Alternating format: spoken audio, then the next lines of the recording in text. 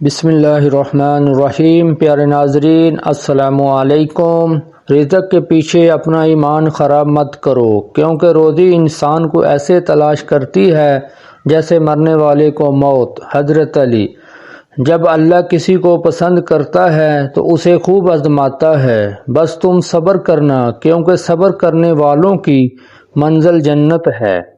کسی کا ظرف دیکھنا ہو تو اسے عزت دو، فطرت دیکھنی ہو تو اسے آزادی دو، نیت دیکھنی ہو تو اسے قرض دو، اگر کسی کی خصلت دیکھنی ہو تو اس کے ساتھ کھانا کھاؤ، صبر دیکھنا ہو تو اس پر تنقید کرو، خلوص دیکھنا ہو تو اس سے مشورہ کر لو۔ لوگوں سے یاد کرنے کا شکوہ مت کیا کریں، کیونکہ جو انسان اپنے رب کو بھول سکتا ہے وہ سب کو بھول سکتا ہے۔ جب لوگ تمہیں تکلیف میں اکیلا چھوڑ دیں تو جان لو کہ اللہ تعالیٰ تمہارے کام کا اپنے ذمہ خود لینا چاہتا ہے۔ غریبوں کی ہائے اور فارغ لوگوں کی رائے کبھی نہیں لینی چاہیے۔ عاقل اپنے کام پر اور جاہل اپنی امیدوں پر بھروسہ کرتا ہے۔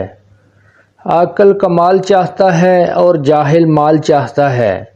جو لوگ دوسروں کو اپنی دعاؤں میں شامل کرتے ہیں، خوشیاں سب سے پہلے ان کے دروازے پر دستک دیتی ہیں۔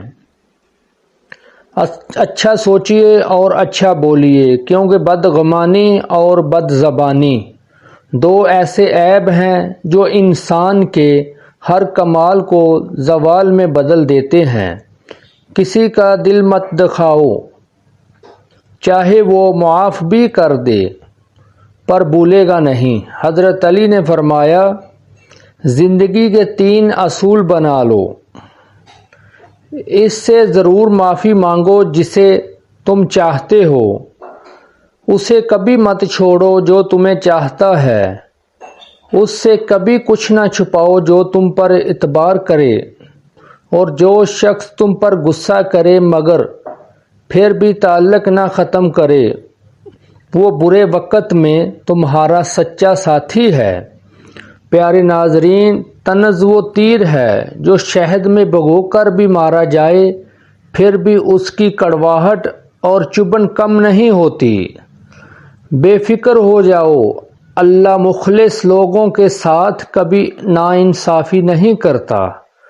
رسول اللہ صلی اللہ علیہ وآلہ وسلم نے فرمایا، تم کسی کی کمزوریوں کے تلاش میں نہ رہا کرو اور جاسوسوں کی طرح کسی کے عیب معلوم کرنے کی کوشش بھی نہ کرو۔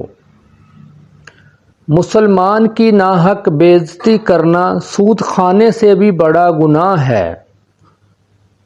لوگوں میں بدترین شخص وہ ہے جو اپنے گھر والوں کے حق میں تنگی کرنے والا ہو۔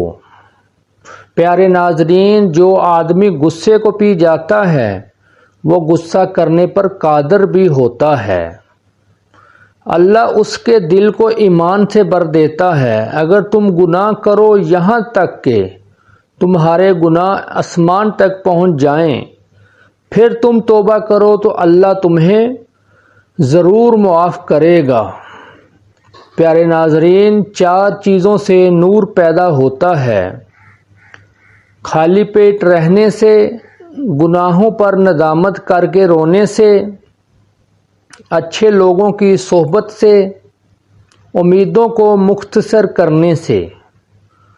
رزق اور موت کا خوف نہ رکھو، یہ اختیار صرف اللہ کے پاس ہے۔ بے شک نہ کوئی تمہارا رزق چھین سکتا ہے اور نہ ہی موت دے سکتا ہے سوائے اللہ تعالیٰ کے۔ اگر روح بیمار ہو تو قرآن پاک سے بہتر کوئی دوا نہیں۔